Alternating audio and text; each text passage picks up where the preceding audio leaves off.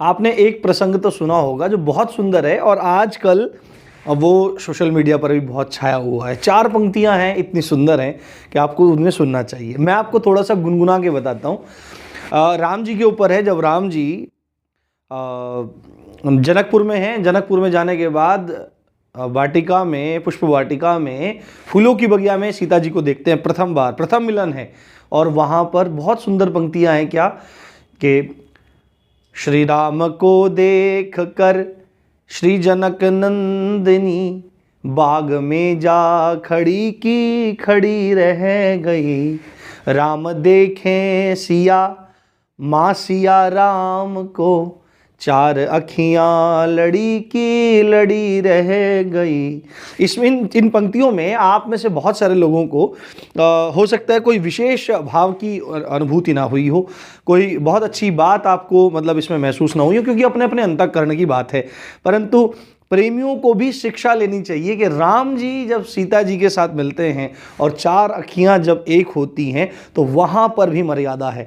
राम जी को ऐसे ही मर्यादा पुरुषोत्तम नहीं कहा जाता। उन्होंने सिखाया कि जीवन में भाई से भाई का प्रेम क्या होना चाहिए, जीवन में राजधर्म क्या होना चाहिए, जीवन में आचरण क्या होना चाहिए, जीवन में व्यवहार क्या होना चाहिए, जीवन में चरित्र क्या होना चाहिए और जीवन में अनुशासन क्या होना चाहिए। राम केवल धार्मिक भावनाओं के केंद्र बिंदु नहीं है, वो जीवन दर्शन के केंद्र बिंदु हैं। तो इसी अच्छे विचार के साथ हम लोग अपनी कक्षा को आज प्रारंभ कर रहे हैं। कक्षा है वर्णमाला से संबंधित, बहुत डिटेल में, बहुत अच्छे ढंग से पढ़ रहे हैं। शॉर्ट वीडियोस हैं आप लोगों के लिए, बहुत रामबाण सिद्ध होने वाली हैं। अब से पहले 2 वीडियोस डाल चुके हैं, उनकी प्लेलिस्ट मैंने बना दी है। आप जाके, आपका कोई सा भी एग्जाम है, स्पेशली 4-5 एग्जाम को टैकल कर रहे हैं, जिसमें यूपी पुलिस कांस्टेबल है, यूपी पुलिस एसआई है, यूपी पुलिस रेडियो ऑपरेटर है, शिक्षक भर्ती है और आपका यूपी SSSC वीडियो का एग्जाम है। इन 5 एग्जाम के लिए और भी जो एग्जाम है उनके लिए रामबाण कक्षाएं हैं। अब से पहले हम व्याकरण जो वर्णमाला है उसमें वर्ण भेद और ये विचार को समझ चुके हैं। उसके बाद कल संख्या की हमने कुछ बात की, लिपि की बात की, और आज जो वर्णों की संख्या का झगड़ा है ना, इसको आज उड़ा देंगे, बिल्कुल कोई दिक्कत नहीं छोड़ेंगे। साथ में मात्राओं का भी जिक्र करेंगे और आपके नए नए डाउट्स को भी क्लियर करने का प्रयास करेंगे। तो राम जी की पाठशाला पर आए हो तो घंटा जरूर बजा देना, ठीक है, मतलब कि बेल आइकन बजा देना। बेल आइकन तब बजेगा जब आप चैनल को सब्सक्राइब कर लेंगे। ये रही सारी मस्ती मजाक की बातें। अब गंभीरता पूर्वक अपने अध्ययन की ओर आगे बढ़ते हैं, देखते हैं आगे। तो यहां पर आप लोग देखिए, यहां पर मैंने पूरा का पूरा लिख रखा है। आप चाहें तो स्क्रीनशॉट ले सकते हैं। मैंने आपको पहले ही बता दिया कि पीडीएफ भी मैं आपको दूंगा और आपके सारे के सारे डाउट आज संख्या से संबंधित समाप्त हो जाएंगे। अलग अलग पुस्तकों में अलग अलग ढंग से, अलग अलग प्रकार से अलग अलग संख्याएं बताई जाती हैं, परंतु उन सब का निचोड़ आज मैं आपको देने वाला हूं। कल मैंने आपको बताया था सबसे पहले लिपि, देवनागरी लिपि के बारे में।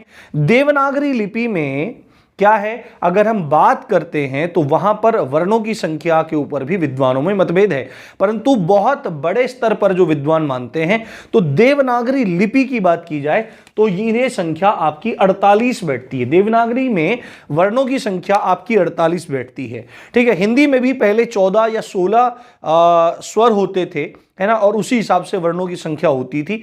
परंतु अब जो परिष्कृत हिंदी व्याकरण है और जो विद्वानों द्वारा स्वीकृत है, अपनाया हुआ है, उसके अकॉर्डिंग हम चीजें देखेंगे, जहां से क्वेश्चन आपके पूछे जाएंगे और वो क्वेश्चन आपके सही होंगे। परंतु आपको प्रश्नों के भीतर भेद करना आना चाहिए, ठीक है। मैंने कल आपको बता दिया था कि देवनागरी में वर्णों की संख्या 47-48 होती है, इसके बारे में समझा चुका हूं। स्वरों के ये सब बताने के पीछे मुख्य कारण ये था क्योंकि यहां पर आप भ्रमित ना हो जाएं। देवनागरी में जो स्वरों की संख्या होती है वह 13 होती है। कितनी होती है? 13 होती है, जिसमें 11 तो आपके स्वर यही हो गए जो नॉर्मल होते हैं, अ, आ, ई, उ, री, ए, आई, ओ, औ। 11 तो ये हो गए, और जो 2 अयोगवाह हैं इनको भी ऐड किया जाता है इनमें, तो 11 और 2 कितने हो जाते हैं आपके? 13 हो जाते हैं। अयोगवाह के संबंध में बताया था, अयोगवाह 2 शब्दों से मिलकर बना हुआ, अयोग और वाह। अयोग मतलब योग ना होना, यानी कि जो अंग और आह हैं इनको मतलब जब देखा जाता है, इनको परखा जाता है, इनके उच्चारणों को देखा जाता है, तो ये न तो स्वरों के साथ में योग करते हैं, स्वरों के साथ मिलके नहीं चलते, और ना ही ये व्यंजनों के साथ मिलके चलते हैं। तो अयोग है इनका, न स्वरों से योग है इनका और ना इनका व्यंजनों से योग है, तो अयोग इनको इसलिए कहते हैं। और वाह जो शब्द है इसका मतलब है भार वहन करना, यानी कि अर्थ प्रदान करना। इनका ना तो ये एक तरह से देखा जाए ना स्वर है ना व्यंजन है, परंतु फिर भी ये वाह यानी कि वाह वाह लूटते हैं, वहन करते हैं, जिसके साथ भी लग जाते हैं वहां पर अर्थ का अनर्थ, अनर्थ का अर्थ कर सकते हैं, वहां पर चीजों के मायने बदल सकते हैं, वहां पर मतलब प्रदान कर सकते हैं, इसलिए इनको वाह अयोग वाह कहा जाता है। तो अयोग वाहों की संख्या 2 है। अगर स्वरों में 2 अयोग वाह मिला दिए जाए तो देवनागरी में स्वरों की संख्या 13 मानी गई है। अगर प्रश्न पूछा जाएगा कि देवनागरी में स्वरों की संख्या कितनी है, देवनागरी लिपि में स्वरों की संख्या कितनी है, तो आप 13 लगाएंगे। कितने लगाएंगे? 13 लगाएंगे। ये बात आपको ध्यान रखनी है, ठीक है। अब बात करते हैं हिंदी वर्णमाला की, ठीक है।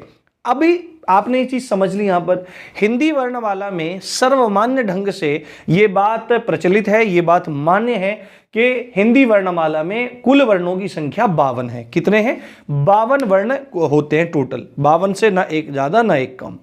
और इनका विभाजन निम्नलिखित प्रकार से है, जो आपको बहुत अच्छे से रुचिकर ढंग से समझना चाहिए, देखना चाहिए। यहां पर देखिए स्वर कितने हैं? स्वर 11 हैं। अब मैं आपको यहां पर बता देता हूं इस वाले स्वर वाले में और यहां में आपसे प्रश्न किस प्रकार पूछेगा। यदि आपसे पूछेगा कि हिंदी में स्वरों की संख्या कितनी है, तो आप बताएंगे हिंदी में स्वरों की संख्या 11 है। कौन कौन से हैं? अ, आ, ई, उ, री, ए, आई, ओ, औ, इतना बोलेंगे आप, 11 हैं, ठीक है। दूसरा पूछेगा कि हिंदी वर्णमाला में स्वरों की संख्या कितनी है, तो आप बोलेंगे 11। और पूछेगा वर्णमाला में स्वरों की संख्या है, तो आप बोलेंगे 11। यानी कि पूछे हिंदी में आपके वर्ण कितने हैं, तो भी 11। हिंदी वर्णमाला में स्वर कितने हैं, तो भी 11। और वर्णमाला में स्वर कितने हैं, तो भी 11। ये आप संख्या निर्धारित रखिए, इन तीनों के लिए आपको 11 ही बोलना है। परंतु जब पूछा जाए कि देवनागरी में स्वरों की संख्या कितनी है, तो बोलना है 13। बात समझ में आई? क्लियर हो गया होगा पॉइंट। अब आगे देखते हैं, स्वरों की संख्या कितनी है? 11। व्यंजन कितने हैं? 33। कितने हैं? व्यंजन कितने हैं? 33। अभी आपको ध्यान से, बहुत गौर से इन चीजों को देखते रहिए, समझते रहिए। इन 33 का भी विभाजन किस प्रकार से है? सबसे पहले स्पर्श व्यंजन है, जिसमें आपका कवर्ग, चवर्ग, टवर्ग, तवर्ग और पवर्ग आते हैं, जो आप यहां पर देख रहे हैं। कवर्ग में क्या है? क, ख, ग, घ, अंग, ठीक है। उसके बाद चवर्ग है च, छ, ज, झ, इय, ये इय होता है, अण खाली बोलते हैं सब लोग, ठीक है। उसके बाद टवर्ग में है ट, ठ, ड, ढ, अण। उसके बाद तवर्ग है त, थ, द, ध, न। उसके बाद पवर्ग है प, फ, ब, भ, म। अगर आप देखें तो ऐसे ही 5, ऐसे ही 5, तो स्पर्श व्यंजनों की संख्या कितनी है आपकी? 25। अभी यहां पर व्यंजन कितने लिखे हुए हैं? 33। और उसके बाद आप यहां देखते जाइए, स्पर्श व्यंजन कितने हैं आपके? 25। उसके बाद है अंतस्थ। अंतः मतलब अंदर, स्थ मतलब स्थित, अंदर या बीच में स्थित। किसके? स्पर्श व्यंजनों के और ऊष्म व्यंजनों के बीच में जो व्यंजन स्थित हैं उनको अंतस्थ व्यंजन बोला जा रहा है। इनकी संख्या कितनी है आपकी? 4। कौन कौन से? य, र, ल और व, ये 4 हैं। मैं जल पी लेता हूं, गला थोड़ा सा गड़बड़ करता रहता है, गर्म जल थोड़ा लेते रहना चाहिए, उससे बहुत ज्यादा मतलब आराम रहता है गले को। तो अंतस्थ क्या हुए? 4 हैं, य, र, ल और व। उसके बाद स्पर्श व्यंजन क्यों कहते हैं? स्पर्श व्यंजन हालांकि आगे जाएंगे पढ़ेंगे। स्पर्श व्यंजन इसलिए कहते हैं कि इनका क वर्ग से लेकर प वर्ग तक जितने भी वर्ण हैं, इनके उच्चारण जब किया जाता है तो उच्चारण वायु के माध्यम से होता है, हवा के माध्यम से होता है, जो फेफड़ों से हवा निकलती है। तो जब हम इनका उच्चारण करना चाहते हैं तो जो वायु है वो मुख के किसी न किसी भाग पर क्या होती है? स्पर्श करती है। यानी कि ये आपके कंठ में स्पर्श करेगी, उसके बाद आपके या तालु में स्पर्श करेगी। जो मुख के ऊपर की दीवार है, इसमें पीछे ये तालु है, आगे ये मूर्धा है, ठीक है। तालु में स्पर्श करेगी, मूर्धा में स्पर्श करेगी, दांतों में स्पर्श करेगी या होठों में स्पर्श करेगी। तो मुख के किसी ना किसी भाग को स्पर्श करेगी, इसलिए इनका नाम स्पर्श व्यंजन है। ये बात समझ में आ गई होगी आपको। अंतस्थ व्यंजनों की संख्या 4 है। क्यों है? स्पर्श और औष्म के बीच में स्थित है। अंतः मतलब बीच में, स्था मतलब स्थित है, इसलिए इनका नाम अंतस्थ है। य र ल व। उसके बाद आते हैं आपके ऊष्म व्यंजन, या इनको संघर्षी व्यंजन भी कहा जाता है। ऊष्म व्यंजन क्यों कहते हैं इनको? क्योंकि इनका उच्चारण जब हम करना चाहते हैं तो हमारे मुख से गर्म हवा निकलती है। जैसे आप बोलेंगे श, श, स, ह, तो गर्म हवा निकलेगी। यानी कि जब ये उनका उच्चारण किया जाता है तो वायु मुख में रगड़ खा करके गर्म हो जाती है, संघर्ष करके, घिस करके, लग करके गर्म हो जाती है और तब बाहर निकलती है, इसलिए इनको ऊष्म व्यंजन कहा जाता है। इनकी संख्या 4 हो गई आपकी।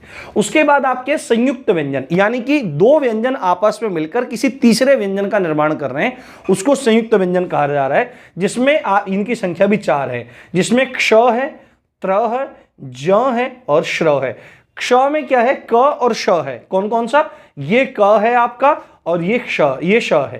त्र में आपका त है और आपका र है, ठीक है। ज्या में आपका क्या है? ज्या में क्या है? ये इसमें ज है और इय है। क्या है? ज है और इय है। और श्र में क्या है आपका? श है और र है। ये इस तरह से इन दोनों व्यंजनों से मिल करके ये बनता है पूरा, ठीक है। और उसके बाद आता है आपका द्विगुण व्यंजन। ये द्विगुण व्यंजन क्या होता है? यानी कि 2 गुण वाला व्यंजन। क्या? 2 गुण वाला व्यंजन, जिसके 2 गुण हैं। 2 गुण है मतलब कि वो स्पर्श व्यंजन की भांति भी प्रयोग हो रहा है और उसका एक अन्य उच्चारण भी है। ये एक कॉमन सी परिभाषा है। इसका एक नाम आपका है एक उत्क्षिप्त व्यंजन, उत्क्षिप्त व्यंजन, उत्क्षिप्त, उत्क्षिप्त, उत्क्षिप्त व्यंजन, ठीक है। उत्क्षिप्त व्यंजन क्यों कहते हैं? क्योंकि इसमें इनके उच्चारणों में क्या होता है? इनके उच्चारणों में जो जिह्वा का अग्रभाग है वो क्या होता है? सीधे मूर्धा में जाकर टकराता है। पहले जिह्वा की नोक होती है वो मूर्धा में, यानी कि जो ऊपर छत है, जो आप चाय पीते हैं ना तो जो जल जाता है, पिज्जा खाते हैं तो जल जाता है पूरा का पूरा, वहां वो जो होता है आपको अच्छा लगता है, किसी को बुरा लगता है, तो जो हिस्सा जल जाता है तो जीभ की नोक वहां जाकर टकराती है और झट से नीचे आती है। उत्क्षिप्त, ऊपर जाके झटके से नीचे आती है इनके उच्चारण में, इसलिए इनको उत्क्षिप्त कहा जाता है, ठीक है। ये बात आपको बहुत अच्छे से ध्यान रखनी चाहिए। इनकी संख्या कितनी है? 2। तो ये कुल 5 प्रकार हैं व्यंजनों के। अगर आप इनकी गिनती करो, स्पर्श कितने हैं? 25 हैं। अंतस्थ कितने हैं? 4 हैं। ऊष्म कितने हैं? 4 हैं। संयुक्त कितने हैं? 4 हैं। और द्विगुण कितने हैं? 2 हैं। द्विगुण में क्या है? ये अभी यहां पे देखो आप, ये यहां पर नीचे नुक्ता लगा हुआ है, बिंदी जो है ये नुक्ता लगा हुआ है। देखो आपको एक चीज मैं बताता हूं, आपको भ्रम नहीं होना चाहिए, आपको एक चीज का भ्रम नहीं होना चाहिए। देखो यहां पर ये मैं लिख देता हूं, यहां पर तीनों, ठीक है, ये तीनों मैं यहां पे लिख देता हूं। एक में तो यहां पे लगी हुई बिंदी, एक ये नॉर्मल है और एक में यहां बिंदी लगी हुई है। ये तीनों आपके लिए ड हो सकते हैं, ये तीनों आपके लिए ड हो सकते हैं, परंतु ये ड नहीं है। यदि यहां पर ये बिंदु लगा हुआ दिखाई दे रहा है तो ये अनुस्वार की सेंस है, पंचमाक्षर की सेंस है, ये अंग है। कौन सा? क ख ग घ अंग है, ठीक है। ये यहां पर जिसमें कोई नुक्ता या बिंदी नहीं है, ये ड है। कौन सा? ट ठ ड, ये वाला ड है। और उसके बाद ये जो तीसरा वाला है ये है आपका अड़। ये क्या है? अड़। ये द्विगुण व्यंजन है, अड़। आप बोल के देखेंगे अड़, ठीक है। बात समझ में आ गई आपके? ये क्या है? आपका अड़ है। ये चीज आपको बहुत अच्छे से क्लियर हो जानी चाहिए। इन तीनों में अंतर है। ये आपका क्या है? ये द्विगुण व्यंजन है। इनके बारे में और भी ज्यादा अच्छे से मैं आपको बताऊंगा और समझाऊंगा, ठीक है। ये अड़ है, ये अढ़ है, ठीक है। ये इन दोनों से अलग है, ठीक है। ये ढ है, ये ड है, ये अढ़ है, ये अड़ है, तो इन दोनों से ये भिन्न है। ये बात आपको समझ में आनी चाहिए। अब इनकी गणना हम लोग कर लेते हैं। 33 है ना, इनकी गणना कर लेते हैं। 25 और 4 कितने होते हैं? 29। 29 और 4 कितने होते हैं? 33। 33 और 4 कितने होते हैं आपके? 37। 37 और 2 कितने होते हैं आपके? 39। अब कहोगे मास्टर जी आप पागल क्यों बना रहे हो? व्यंजन जो हैं वो तो आप बता रहे हो 33 और यहां हो रहे हैं 39। तो आप भैया मेरे भाई आपको ये बात समझनी जरूरी है, जो व्यंजन है ना वो तो यहीं तक है। देखो जो मूल व्यंजन है, देखो जो मूल व्यंजन है वो तो यही है ना, आपके स्पर्श हुआ, अंतस्थ हुआ और ऊष्म हुआ। संयुक्त व्यंजन इन्हीं व्यंजनों से मिलकर बन रहे हैं, द्विगुण व्यंजन इन्हीं व्यंजनों से मिलकर बन रहे हैं, या इन्हीं से इनकी उत्पत्ति है।